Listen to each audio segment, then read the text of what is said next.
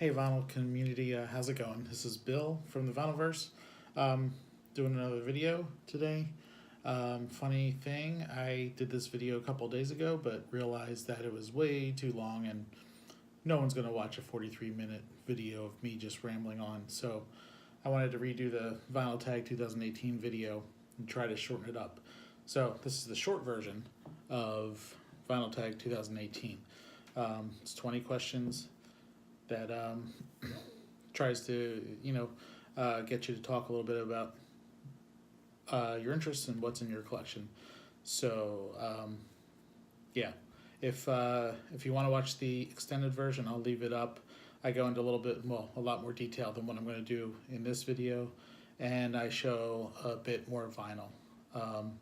So let's get started. Number one, first video you ever saw in the VC. I don't recall what the video was, but I do recall some of the early, some of the channels that I watched when I was first getting into the vinyl community videos. And I recall seeing videos from Super West, Vinyl Collector James, Channel 33 RPM, Derek Higgins. I think that's it. Those are the first ones I remember watching.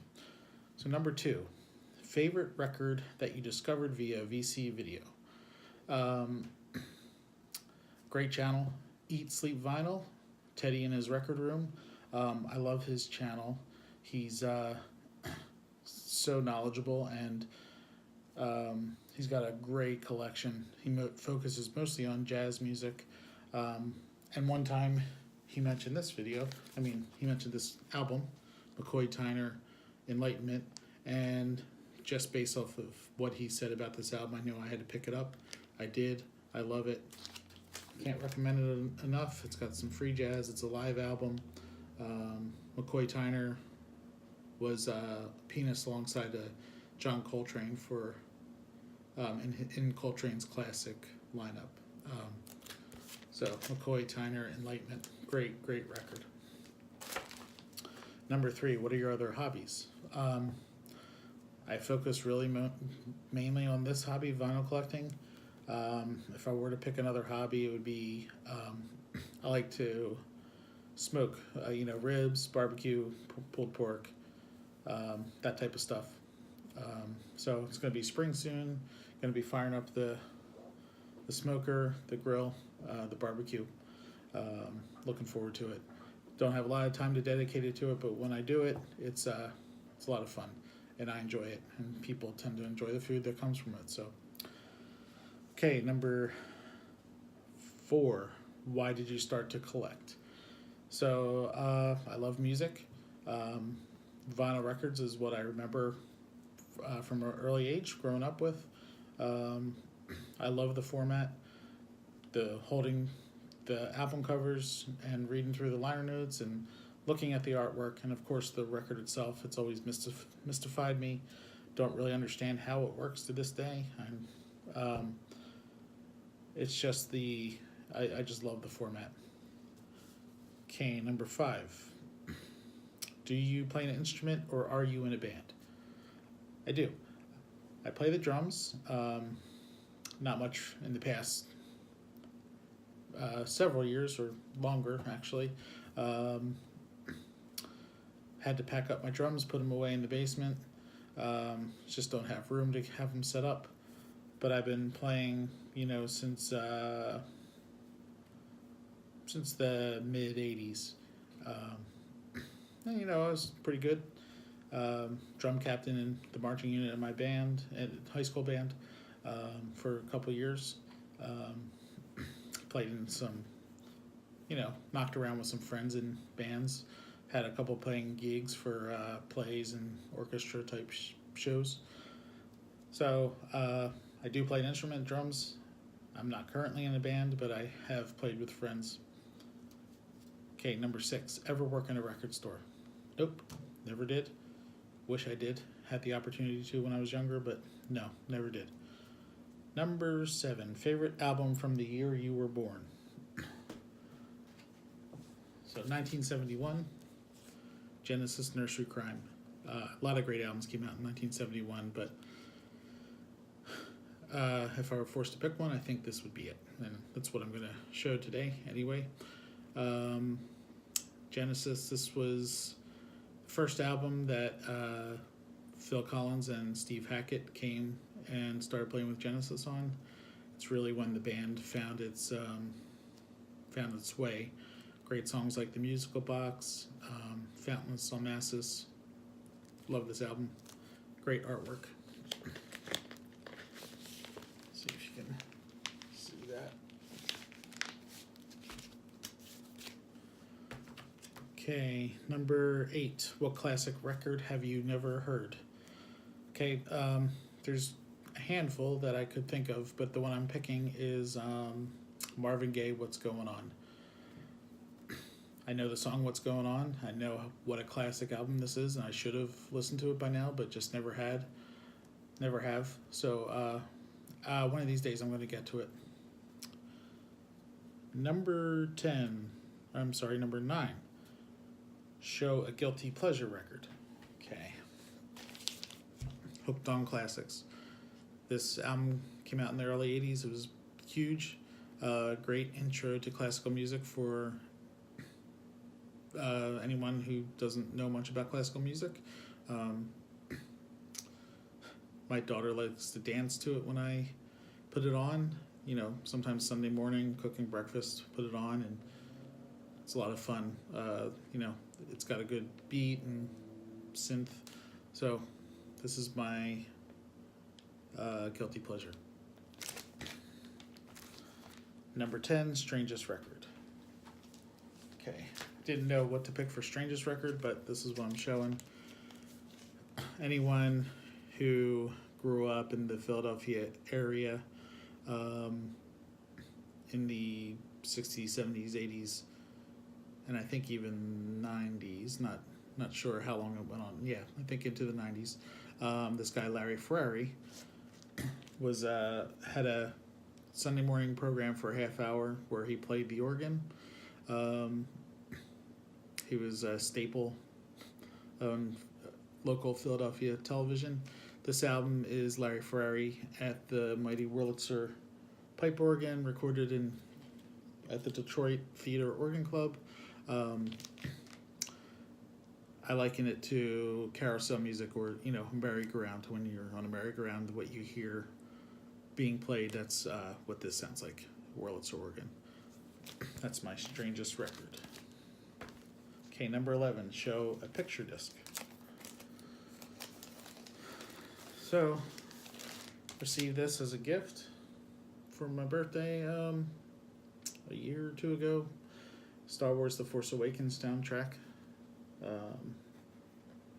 Big fan of Star Wars. Again, I was born in 1971, so I was the perfect age for Star Wars. So, yeah, it's not the best sounding album, but it's cool to have. Okay, it's a picture disc. Number 12. Best posthumous release. So, this is what I chose. John Lennon Collection. In 1980, as we know, John Lennon was murdered. This compilation came out in 1982. I got it for a Christmas gift. Couldn't get enough of it. When John was murdered in 1980, it hit me really hard. If you want more on this story, you can watch my other video, Vinyl Tag extended version. I go a little more into depth about this, but this is my pick for best posthumous release. John Lennon Collection from 1982. What artist do you impulsively collect? Number 13, Genesis have just about everything on vinyl, except for the last studio album they did with Ray Wilson after Phil Collins left. But, you go to each of the members, I collect their solo stuff. People that have played with them, like Daryl Stuermer, Bill Bruford, Chester Thompson, collect their stuff. So yeah, anything Genesis related, I collect. Genesis. Landlines Down on Broadway. It's my shirt. Okay, number 14, Best Blind Buy. McDonald and Giles. McDonald and Giles were members of King Crimson on their first album, In the Court of the Crimson King. Once basically that lineup disbanded, they went on, put out this album. It's awesome. I knew about this album, but never really heard it. I might have listened to snippets here or there back a few years, and then when I finally bought it and played it, absolutely loved it. If you like In the Court of the Crimson King, you'll like this album. I can't recommend it enough, so highly recommend it.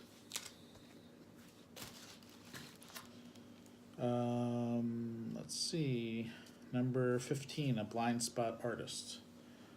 So I thought of a couple, but the one I'm going to go with is Roxy Music. I have seen the album covers. I know, some of the songs. I'm familiar with Brian Ferry, but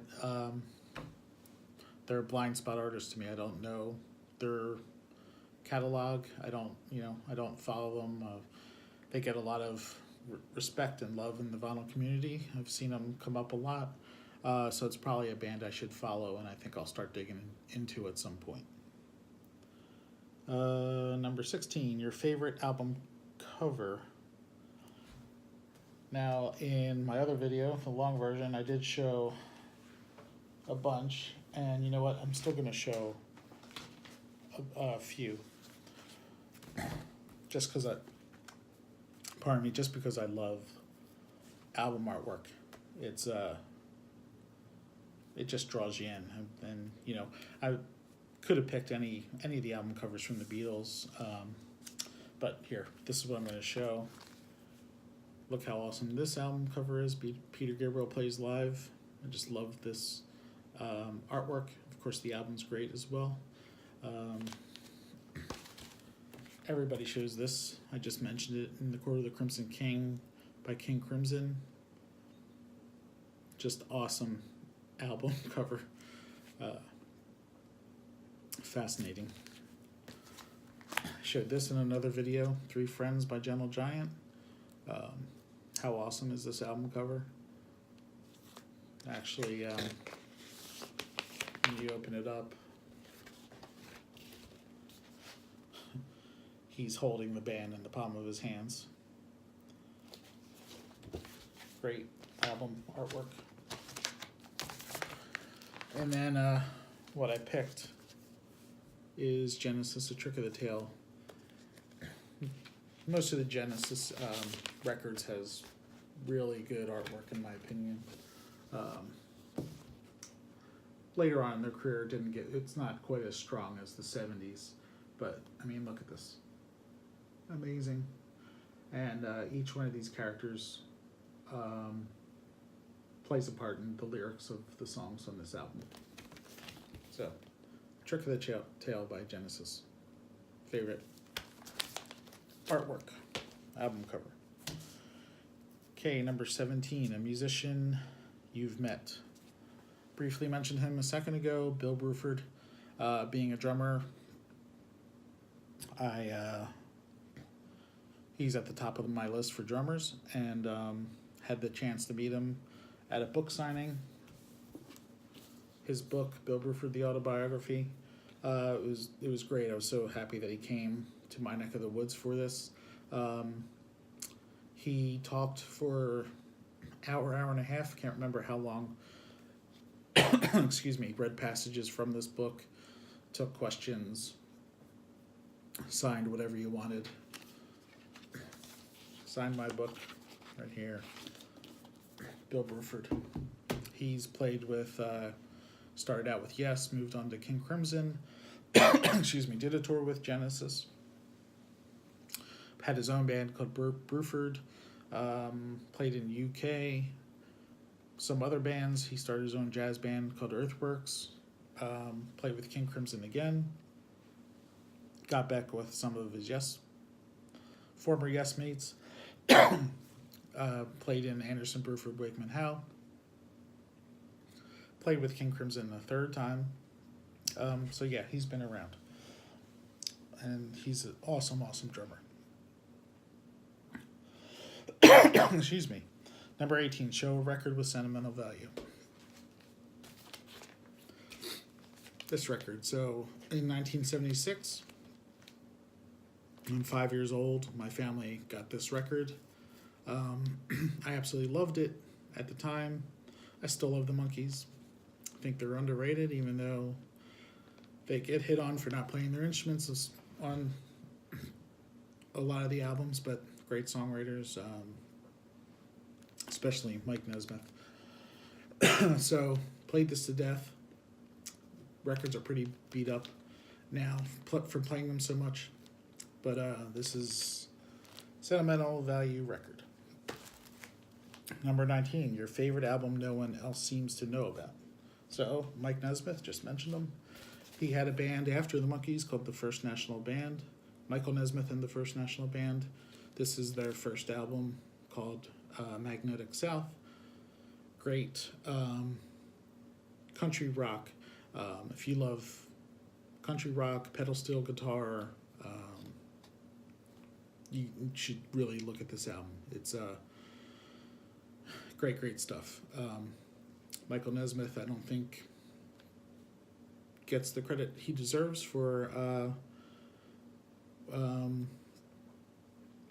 leading the way into country rock. His name should be mentioned more often, I think. Great songwriter, great wordsmith. Okay, and number 20. Favorite album out of a genre that you don't know well. So the genre I picked was soul, and this is the album I chose, Aretha Now. This is a great album. I wasn't too familiar with Aretha. I mean, when I say familiar, of course I was familiar with her, but I only knew the standards that she did, and chose this album because I recognized a few of the songs, and from start to finish, this is a great album. Now, this was Four Men with Beards pressing. Not a good pressing at all. I don't recommend their albums. This is my only one, but after getting it and listening to it and researching that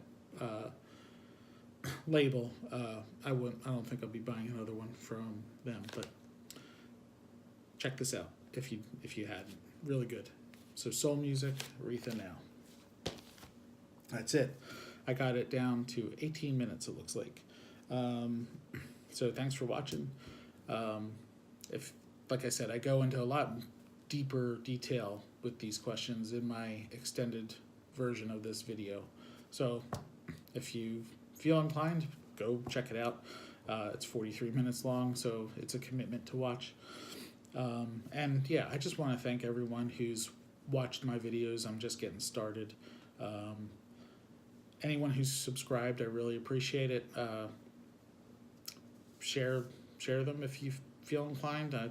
Trying to build the subscriber base. I'm going to try to keep at it. This is all new to me, so I'm having fun with it, and I wanted to jump in and do this Vinyl Tag 2018. I really liked watching the other videos that people have done, so figured I'd give it a shot. So here we are. I'm just about at 20 minutes. Thanks for watching. Bill, the Vinylverse.